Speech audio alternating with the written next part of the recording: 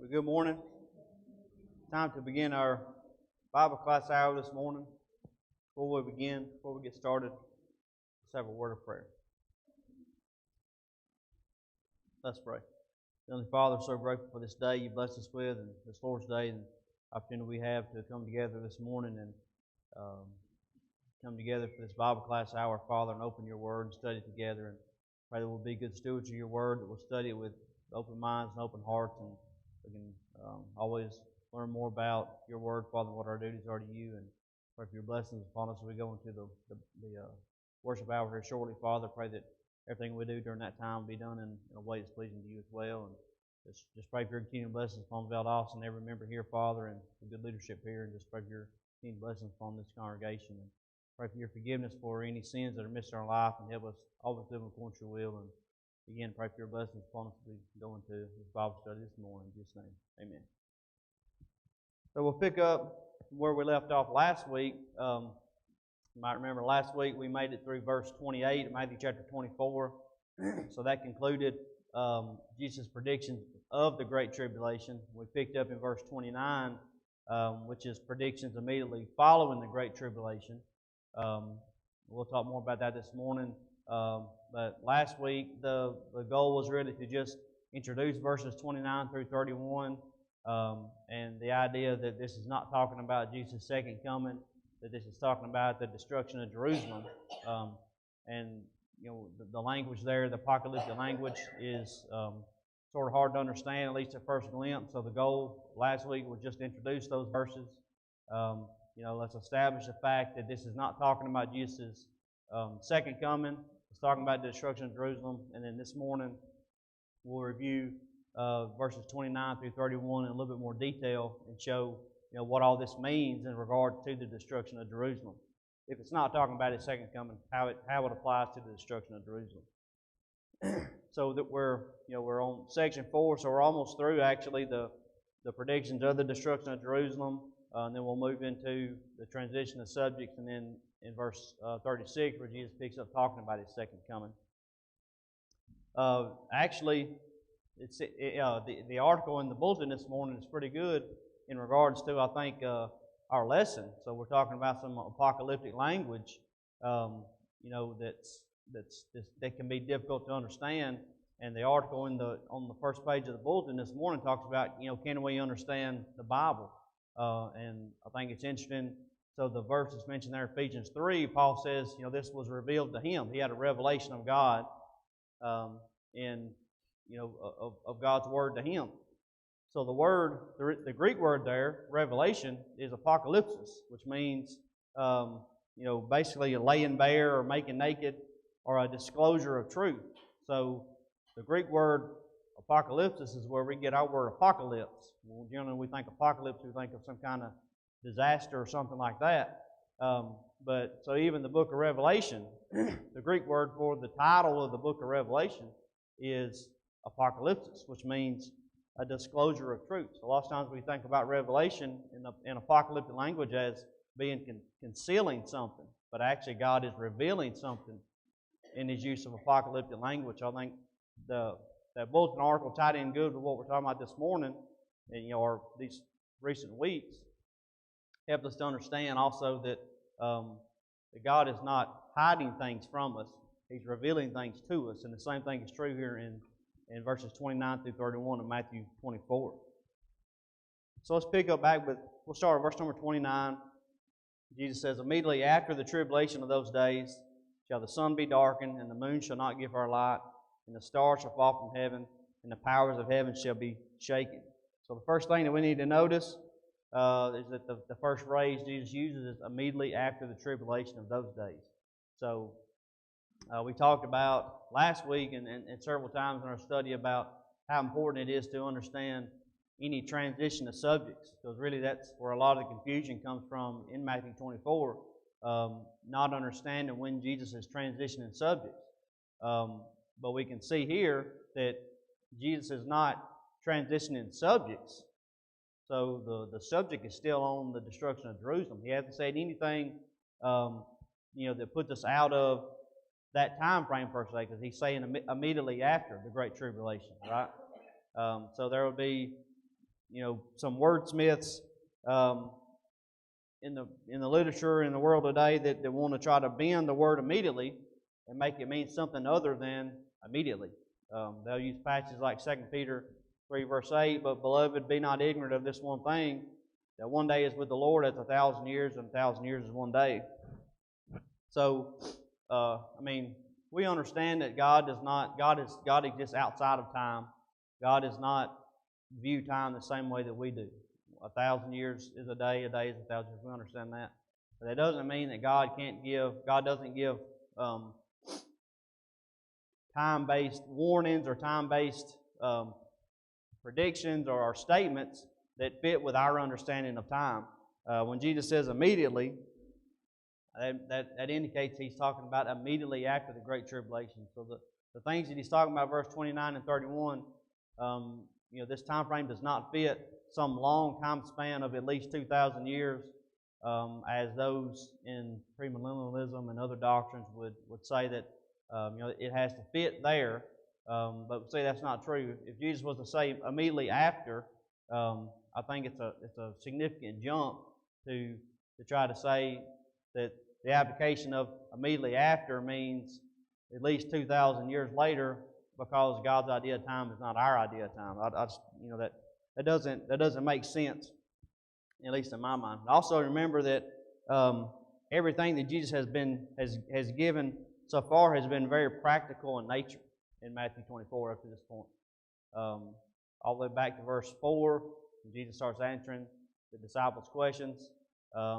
Everything He's referencing is in reference to the destruction of Jerusalem, and everything has been very practical. So he's talked about, he warned them there was going to be earthquakes and famines and things like this, which is going to be very physical things that they would go through, that they would experience. He mentioned the trials and the persecutions, and they'd be put to death, they'd be brought before kings and rulers and things. Again, that's something very physical that they would experience. He gave them the sign for being able to distinguish when the abomination of desolation was coming to Jerusalem. It's a physical sign. They understood this was to watch for this, and then when they see this, get out of Jerusalem. So everything that he's given them is practical. When his message to them as they're fleeing Jerusalem, don't turn back into your house and get anything. Pray that you're not nursing a small child or pregnant, and that's not in winter. All those sort of things. So everything that Jesus has given is very practical, and it applies to the time frame that we understand being, immediately preceding the actual destruction of Jerusalem, AD 70. So it just seems a far cry for me that Jesus would jump from that to a warning about something that's at least 2,000 years in the future when He uses the word immediately. So when He says immediately after, it means immediately after. But just for some extra clarity, the word immediately, I've got 4 definitions, 4 different from 4 different sources. Thayer defines the word immediately as straightway, immediately, or forthwith, which means without delay. Vine defines it as at once or straightway. Strong defines it as directly, that is, at once or soon, as soon as, shortly. And then Young defines it as directly or straightway. So we can see those uses as being exactly what we think they would mean. But also, the Bible uses, well, you know what? I didn't put these verses in here. I guess I had to read them out of the Bible. So they won't be on the screen. So Matthew chapter 8, let's look at a few verses real quick. Again, to show how does the Bible use this word immediately. Matthew chapter 8, verses 1 through 4 says, And when He was come down from the mountain, great multitudes followed Him. And behold, there came a leper and worshipped Him, saying, Lord, if Thou wilt, Thou canst make me clean. And Jesus put forth His hand and touched him, saying, I will, be thou clean. And immediately his leprosy was cleansed. And Jesus saith unto him, See thou, tell no man, but go thy way, show thyself to the priest, and offer the gift that Moses commanded for a testimony unto them. So when it says that the leper was immediately cleansed, sounds like he was immediately cleansed. There was no gap of time between when Jesus healed him and when his leprosy was healed, because Jesus immediately tells him, to go to the priest. Matthew chapter 20, verses 29 through 34. And as they departed from Jericho, a great multitude followed him. Behold, two blind men sitting by the wayside, when they heard that Jesus passed by, cried out, saying, Have mercy on us, O Lord, thou Son of David. And the multitude rebuked them, because they should hold their peace. But they cried the more, saying, Have mercy on us, O Lord, thou Son of David. And Jesus stood still and called them and said, What will ye that I shall do unto you? And they said unto him, Lord, that our eyes may be opened. So Jesus had compassion on them and touched their eyes, and immediately their eyes received sight, and they followed him. It didn't say they followed him 2 days later, or a week later, or an hour later when their eyes were actually healed. It says their eyes were healed immediately, and then they followed Jesus. Last verse here is Matthew 26, verse 74. This is Peter's denial of Jesus. We won't read the whole context. I think we understand. We're all familiar with this context.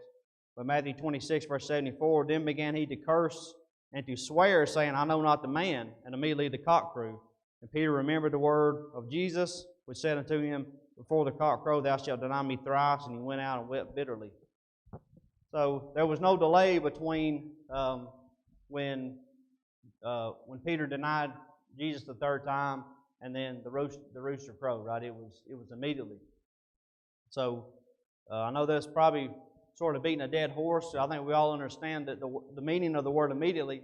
But again, there's a lot of folks, a lot of wordsmiths in the literature that will try to bend the meaning of the word immediately to make it mean something that it doesn't. I think we can understand that when Jesus says immediately in Matthew 29, it means exactly what we think it means.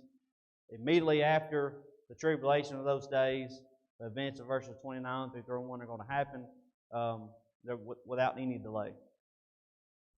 And actually, again, we've established that verses 29 through 31 are talking about the destruction of Jerusalem. But history will show us that the Great Tribulation, this period of decline in Jerusalem, Jerusalem has been surrounded by armies for a couple of years.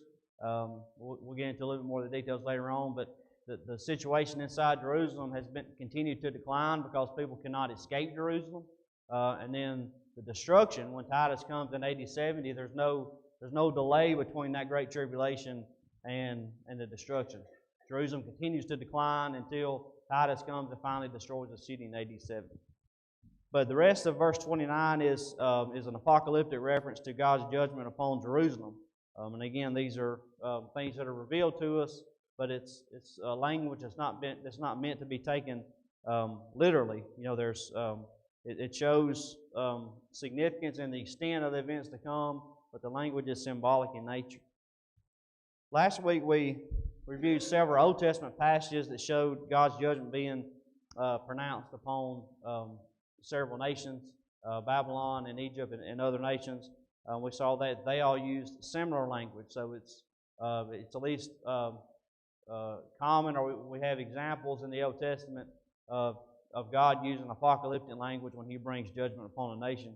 And so we can see that a similar connection here to Jerusalem. But we got all these things mentioned in verse 29. The sun is going to be darkened, the moon shall not give her light, stars will fall from heaven, heavens will be shaken. I think when we see it, this is just an explanation, an apocalyptic reference to God's judgment upon Jerusalem. It's showing God's judgment is coming.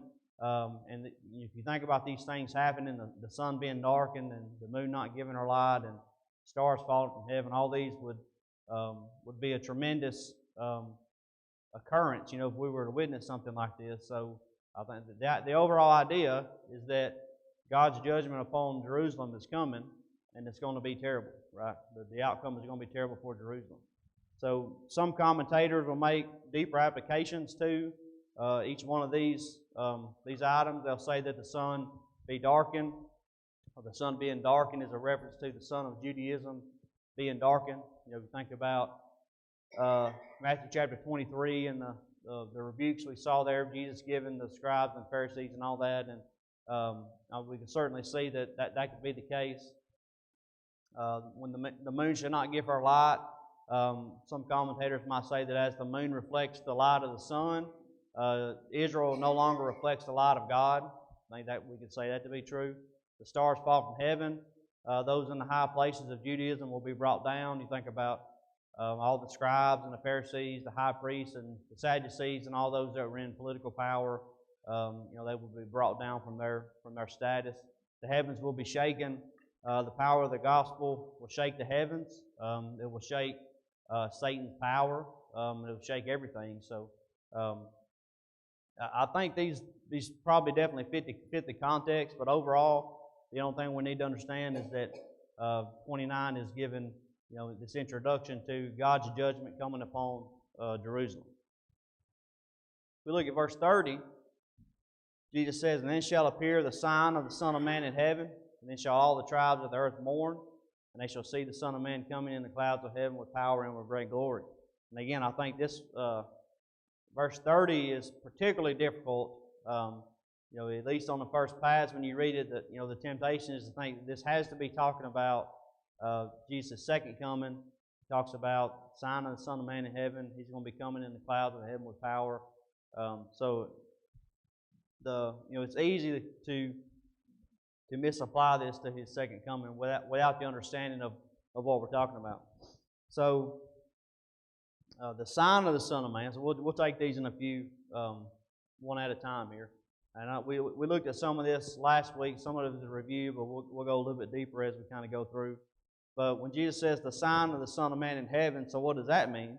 We mentioned this last week, but heaven, as mentioned here, is the location of the Son of Man and not the sign. So that's what's important.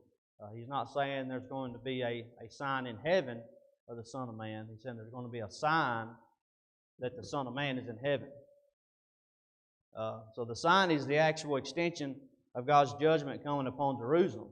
And it is a sign of the Son of Man in heaven because it confirms Jesus' words to be true. Jesus is the one giving the prediction that this judgment is coming. If you remember back in Deuteronomy chapter 18, God gave His people basically the rule of thumb, we could say, for how to determine if a prophet is from God or not. He says in Deuteronomy 18, "But the prophet which shall presume to speak a word in my name, which I have not commanded him to speak, or that shall speak in the name of other gods, even that prophet shall die. And if thou say in thine heart, how shall we know the word which the Lord hath not spoken? When a prophet speaketh in the name of the Lord, if the thing follow not, nor come to pass, that is the thing which the Lord hath not spoken. But the prophet hath spoken it presumptuously, thou shalt not be afraid of him." So, basically the idea being that, how do you know that a prophet is from God or not? Well, if a prophet is from God, what He predicts is going to come true. So the idea that Jesus gave the prediction in Matthew 29 through 31 that God's judgment is coming upon Jerusalem, it's only fitting that when the judgment comes, it would be a sign of the one that predicted it, and this would show that Jesus' words were true.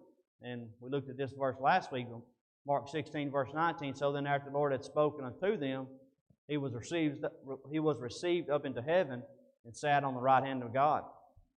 So we see that Jesus completed his ministry on earth. He completed the mission that He came. He gave His life. He goes back to heaven, sits down on the right hand of God. So when the prediction that He made about concerning the destruction of Jerusalem comes true, it's a sign of Him. It's a sign of the Son of Man. Jesus has completed His work. He's taken His rightful place at the right hand of God in heaven, and his prediction has come true. So I think that's how we can explain the sign of the Son of Man in heaven. He also says, "And then shall all the tribes of the earth mourn." So what does this mean? Well, the word tribe here has two definitions in Scripture. One is a tribe in the New Testament, all the persons descending from one of the 12 sons of the patriarch Jacob, or it can also mean a nation or people. The word for tribe is used 31 times in the New Testament.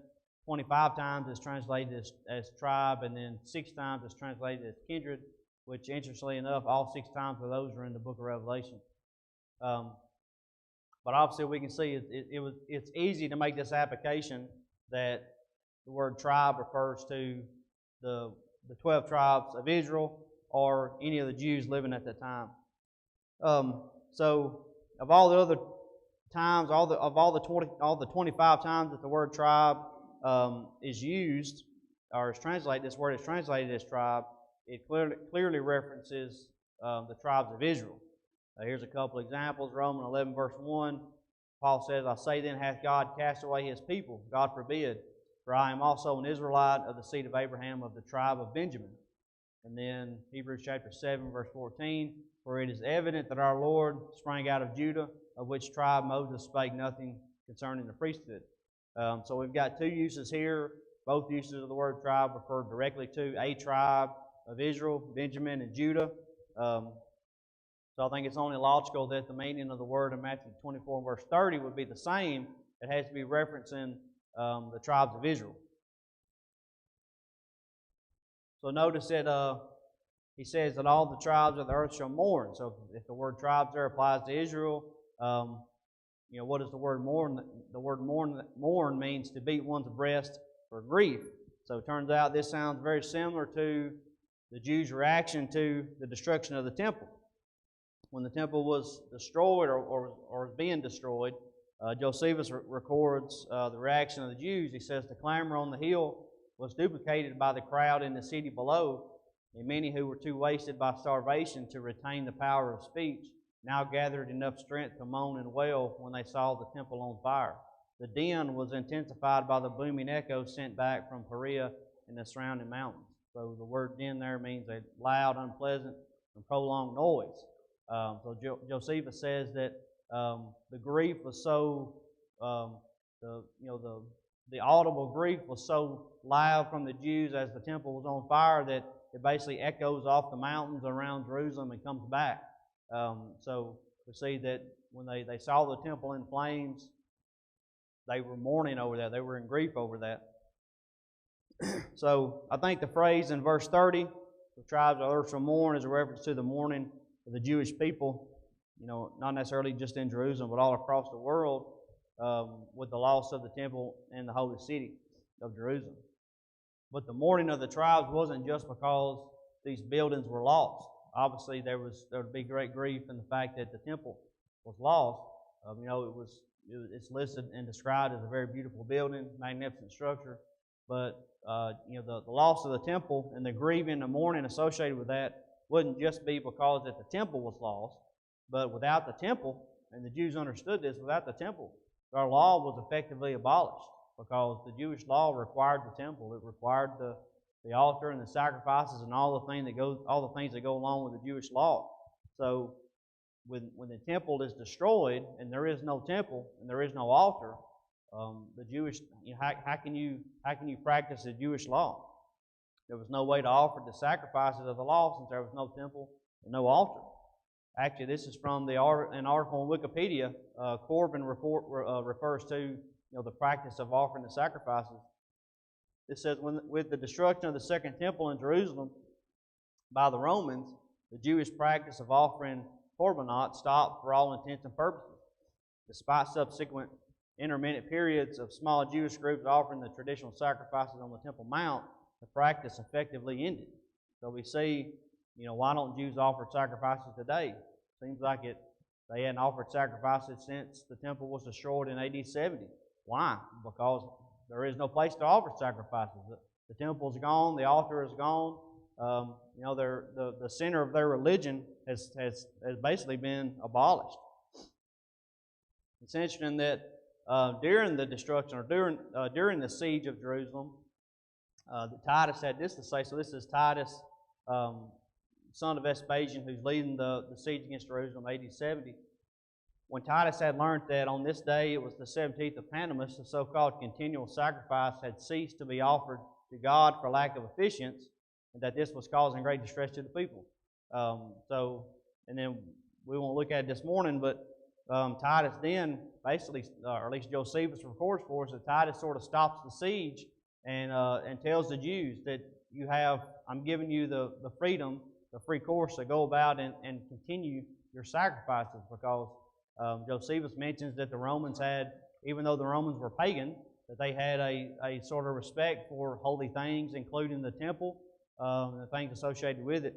But But see that Josephus records that this continual sacrifice, so this would be the sacrifice that's offered every day, right? It's supposed to be burnt, 24/7 more or less. That this was causing great distress among the people, that the sacrifice had stopped.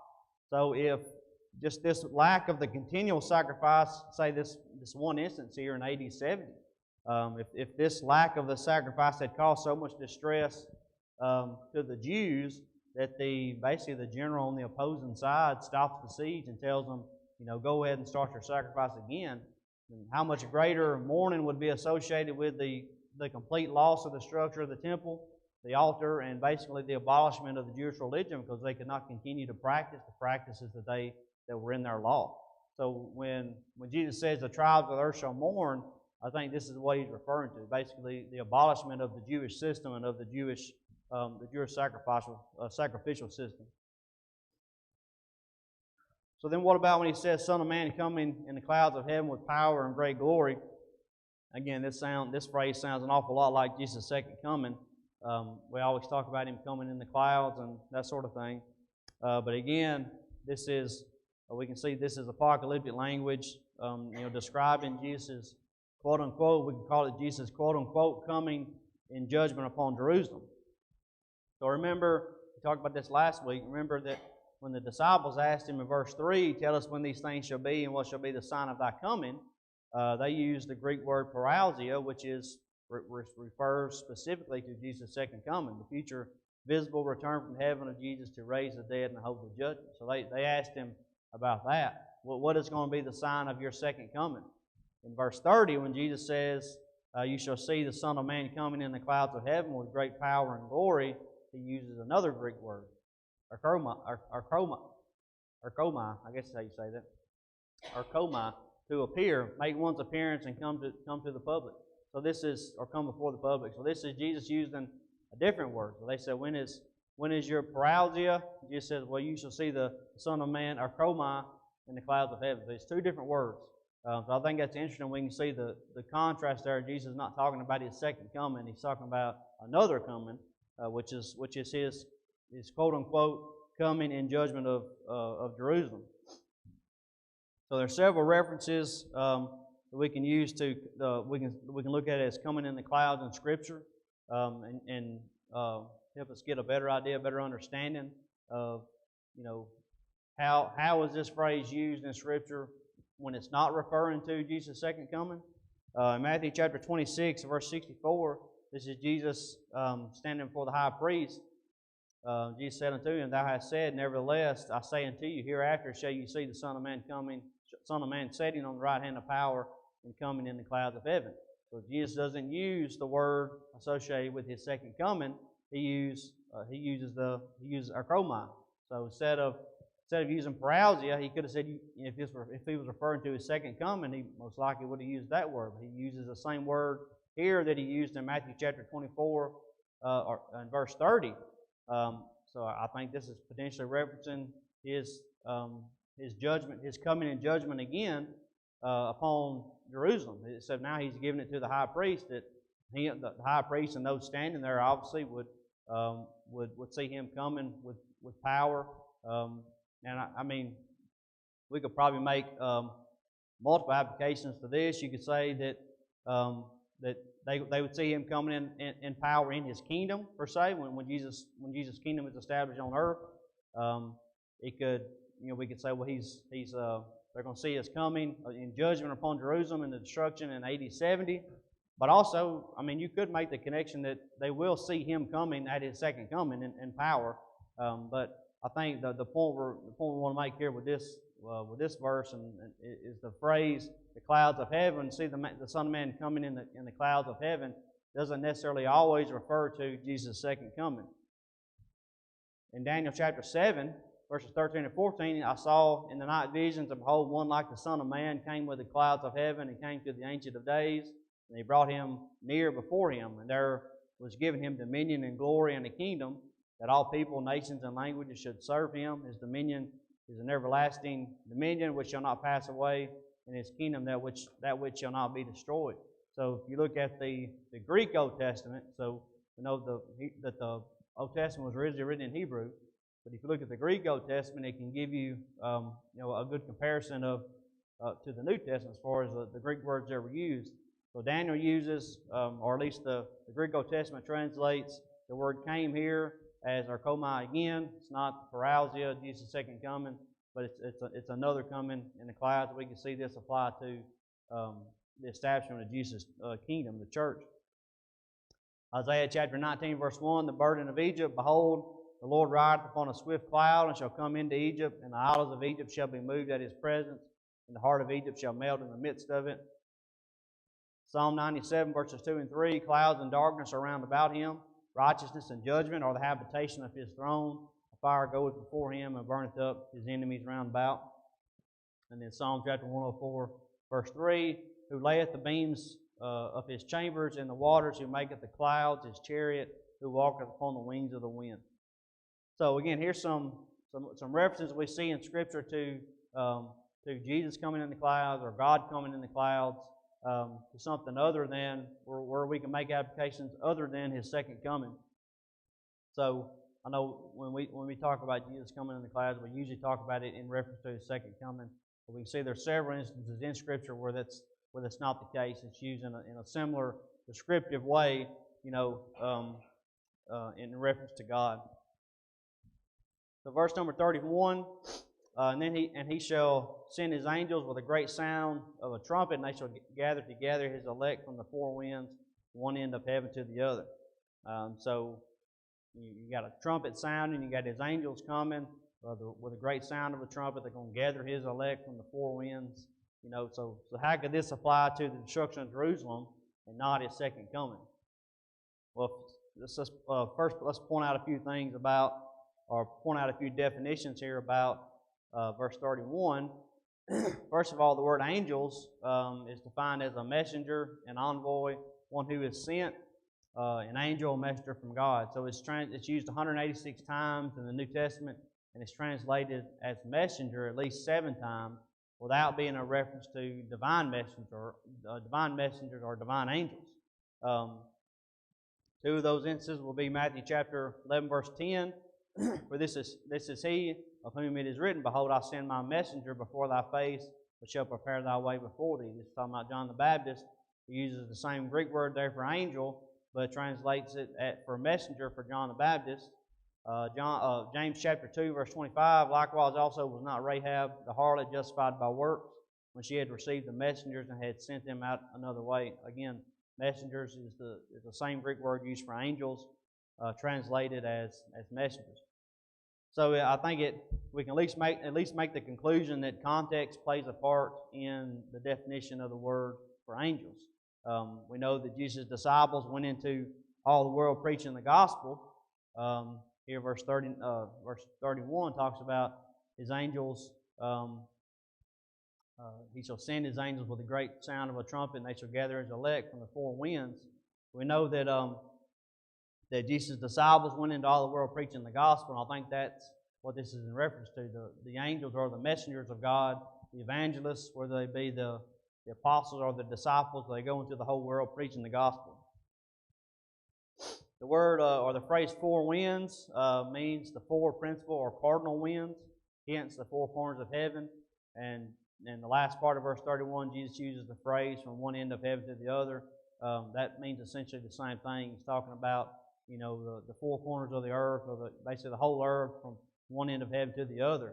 So I think this is in reference to more or less the universality of the gospel and its message being spread across the world. So if you don't have to read very far in the New Testament, especially if you read the writings of Paul, to see how that the Jews and the system of Judaism, Jewish religion, was a hindrance to the gospel. They hindered the gospel out of purposeful persecution, like Paul did before his conversion.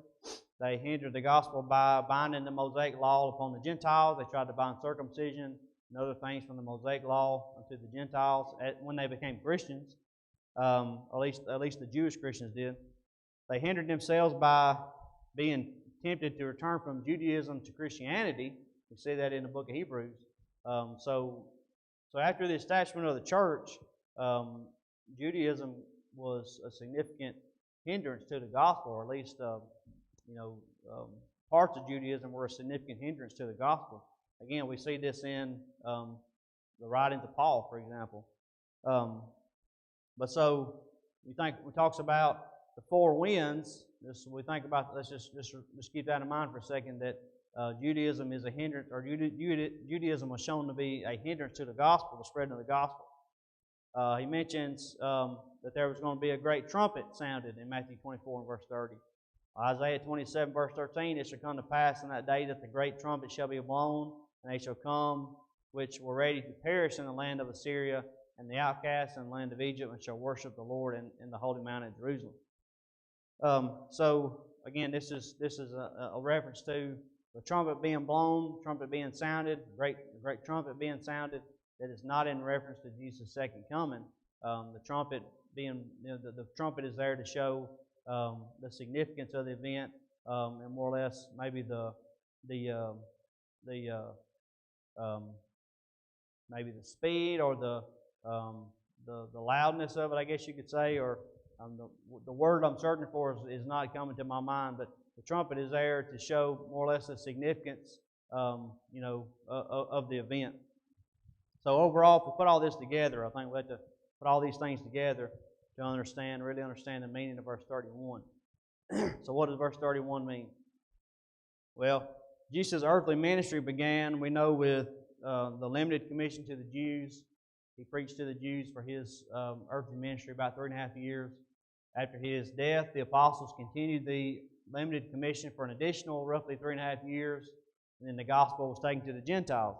And then after that, Judaism continued to be a hindrance to the spreading of the gospel. So Judaism was officially abolished at the destruction of Jerusalem because they could no longer offer their sacrifices, right? The temple being destroyed, Jerusalem being destroyed. Judaism was effectively abolished at the destruction of Jerusalem. And now it could no longer hinder the church. So Judaism could no longer hinder the church because the religion itself was essentially abolished. You didn't have the center of Judaism being the city of Jerusalem. You had the high priests and the scribes and the Pharisees and all these people centered there. We would assume that a lot of them died. If they didn't die, they at least had escaped from Jerusalem. So the system of the Jews was significantly depleted, significantly changed after the destruction of Jerusalem. The destruction of Jerusalem would strengthen Christianity, and the great sound of a trumpet indicates the force with which Christianity would take the world. So if you think about Judaism being a hindrance to the spreading of the gospel, without Judaism being there, this hindrance has been lifted. And so Christianity would explode throughout the world with even a greater force than it had already come to that point. We know that Paul has said that the gospel had been taken into the whole world already, but without the burden of Judaism, the church would be able to explode even greater, and continue to go into the whole world and spread even more.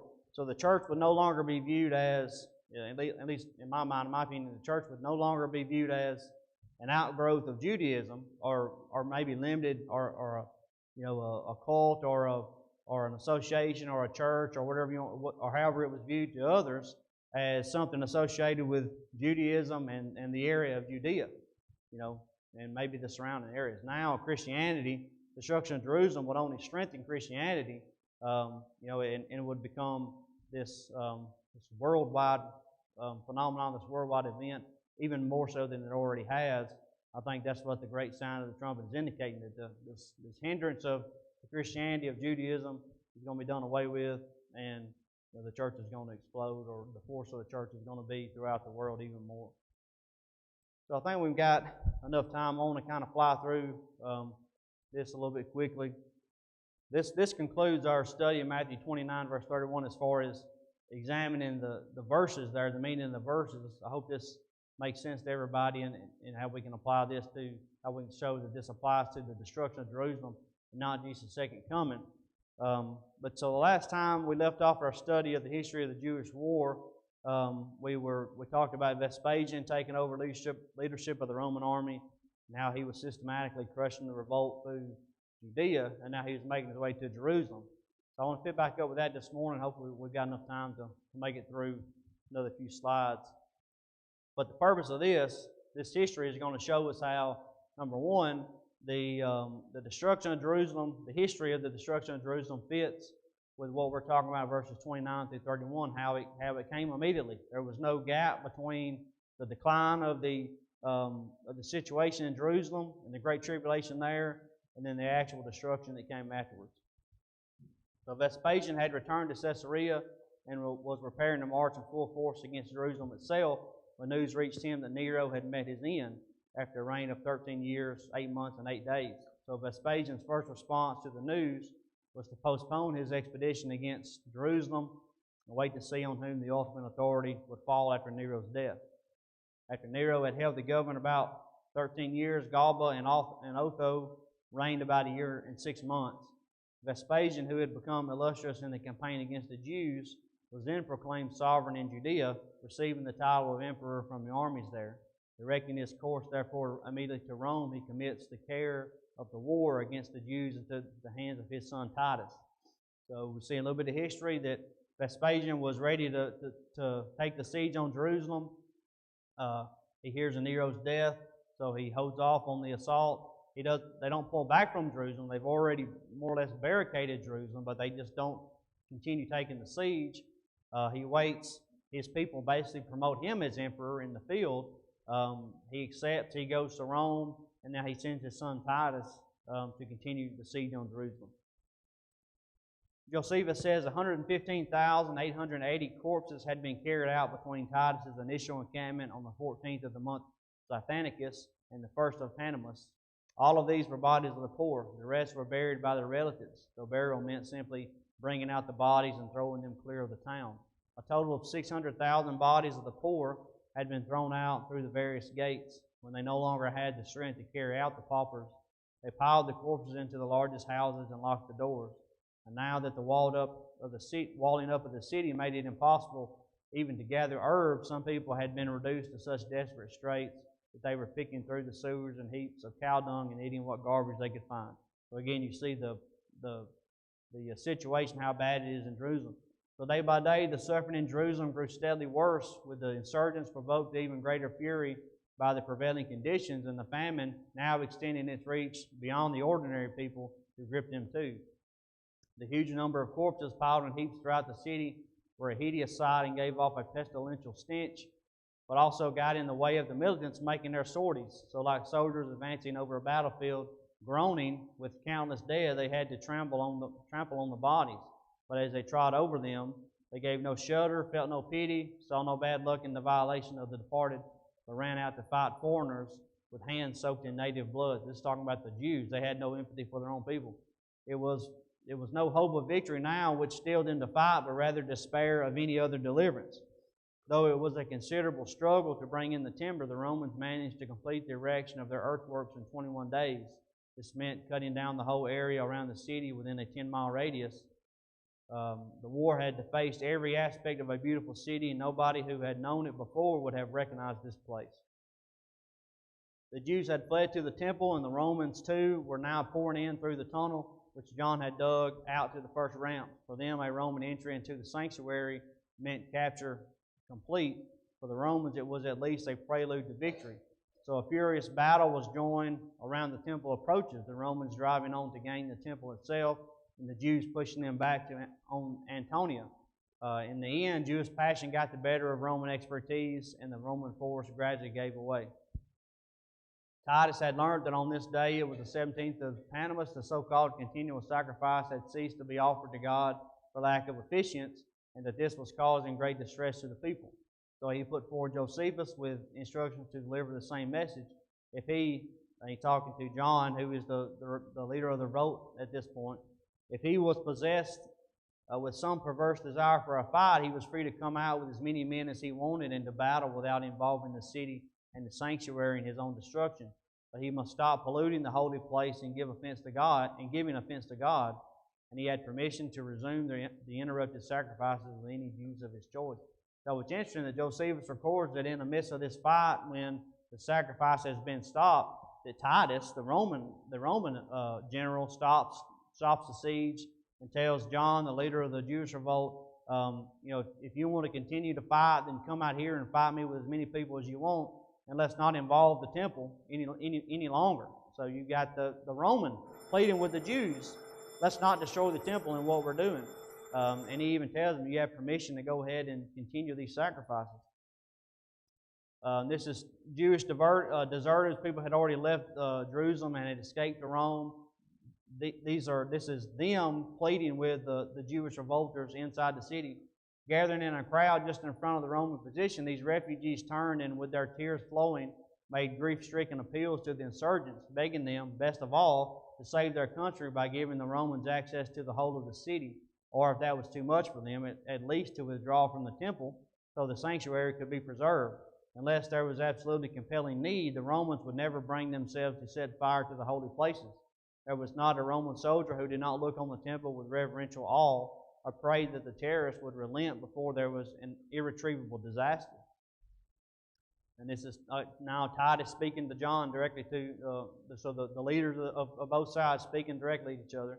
Titus says, if you will only change the battleground to somewhere else, no Roman will go near your holy places or do them any disrespect. And I shall preserve the sanctuary for you, whether or not that is what you want. Seeing that these men had no concern for self-preservation and no intention of sparing the sanctuary, Titus reluctantly resumed hostilities. The Roman army demolished Antonia and its foundation in 7 days and engineered a wide road giving access to the temple. So now you've got the Romans pleading with the Jews to try to save the sanctuary, as ironic as that is. And now the Roman army has resumed its siege of Jerusalem, and now they've demolished Antonia, which is this colonnade or this structure close to the temple. And now they've built a road, giving themselves access to the temple, where the Jews are holding up, or the Jewish revolters are holding up. And now one of the Roman soldiers, without waiting for orders and oblivious to the horror of what he was doing and what must have been some devilish impulse, grabbed a piece of the burning timber and hoisted up by one of his colleagues, flung the brand through a gold-plated window which gave into the rooms lining the sanctuary on the north side. As the flames shot up, the Jews responded with agonized cries with which such as disaster called forth when what they had guarded for so long was facing its ultimate ruin. As they neared the temple, they pretended not even to hear Caesar's orders and shouted to their colleagues in front to throw in more firebrands. The rebels were by now powerless to protect the building, and the whole area was a scene of carnage. Most of the victims were ordinary citizens, unarmed and defenseless, slaughtered wherever they were found. Corpses piled up round the altar as blood cascaded down the sanctuary steps, and the bodies of those killed on the upper level slithered to the bottom. Unable to control the surge of his frenzied troops, and with the fire now taking hold, Caesar took his officers with him inside the building and gazed at the sanctuary of the temple and all that it contained, objects which far surpassed the speculation of foreigners and deserved their status as the pride and glory of our own people. When flames now visibly shot up from the interior, the officers withdrew together with Caesar, and here was no one to stop more fire setting by the troops outside. And so, though it was none of Caesar's wish, the temple was fired. Josephus says, God had long since condemned the temple to the flames, and as the years revolved, the fated day had now come, the 10th of the month Louis, the anniversary of that historic burning of the temple by the king of Babylon. So Josephus mentions that this is the anniversary of the destruction of the temple by Nebuchadnezzar. While there must be a deep mourning for the loss of this marvelous building, a monument more remarkable than any of which we have had sight or report for the quality of its structure, the size of it, the richness of every detail, and the fame of its sacred contents, yet there is also great consolation to be had from the working of fate, as ineluctable for buildings and places as it is for inanimate creatures. There is something no less marvelous in the precision of the will of fate. As I have said, fate kept to the very month and the very day on which years ago the temple was burnt by the Babylonians. From its first foundation instituted by King Solomon to its present destruction in the second year of Vespasian's reign, with a total period of 1,130 years, 7 months and 15 days. From its rebuilding by Haggai in the second year of the reign of Cyrus to its capture under Vespasian was 639 and 49 days. So according to Josephus, he says that the temple was destroyed by the Romans on the same day that it was destroyed by the Babylonians all those years ago. As the temple burned, anything found was looted and anyone caught was killed. The slaughter was massive. No pity was shown for age, no regard for rank. Children, old men, laymen, priests were killed indiscriminately, and war extended its grip to encompass people of every class and condition, no matter whether they were begging for mercy or trying to resist. The Temple Hill, one huge mass of fire, seemed to be boiling over from its very roots, but you would also have seen rivers of blood outrunning the flames and the killed outnumbering the killers. Nowhere could the ground be seen for the corpses covering it, and the soldiers had to clamber over piles of bodies to pursue those still trying to escape. With the temple now in flames, the Romans saw no point in sparing the surrounding structures and set fire to them all. What was left on the colonnades and all the gates except two, one on the east and the other on the south, both of which they subsequently demolished as well. They also burnt the treasury storerooms, which contained a huge amount of money and huge piles of clothing and other valuables. It is no exaggeration to say that all Jewish wealth was accumulated here, as the rich had dismantled their houses and banked their effects in these storerooms. The Romans then came to the one remaining colonnade of the outer court, on which women and children, among a whole crowd of ordinary citizens, had taken refuge, to a total number of some 6,000. Before Caesar had come to any decision about these people or given any orders to his officers, the soldiers, swept on by their fury, set light to the colonnade from below. As a result, some threw themselves out of the fire to their death, others died in the fire, and out of all that number, not a single person survived. The total number of prisoners taken in the whole course of the war amounted to 97,000, and the number of those who died in the siege from the beginning to the end was 1,100,000. The majority of these were of Jewish race, but not natives to the city. They had congregated from every part of the country for the Feast of Unleavened Bread and found themselves suddenly caught up in the war. Since the troops now run out of victims to kill or property to loot and had nothing left on which to take out their fury, Caesar ordered the army to raze to the ground the whole city and the temple, leaving only the three preeminent towers. I'm not going to read those names. And the section of the wall which enclosed the city on the west, the wall to serve as a base for the garrison, which would be left in the towers to give posterity some idea of the importance and defensive strength of a city, which for all that had still been defeated by Roman valor. The rest of the circuit wall was so completely leveled by the demolition squads that future visitors would have no reason to think that the place had ever been inhabited. So this was the end to which manic revolutionaries had brought Jerusalem, that magnificent city which had been famed throughout the world. All the soldiers had amassed so much loot that throughout Syria the trading price of gold fell to half its former value. So that gives you an idea of the extent of the Great Tribulation that led up to the destruction of Jerusalem, the extent of the destruction of Jerusalem, how it was completely and totally destroyed. When Jesus said the abomination of desolation would come, the abomination of desolation being the Roman government, the Roman army, we see that Jerusalem was left desolate. And verses 29 through 31, being the destruction of Jerusalem, happened immediately after the Great Tribulation that we see through verse 28. So I know we went over a few minutes, sorry for that, but this was a lot of information, and I thought it was a lot better to try to tie it all up in a single lesson. So appreciate your attention this morning.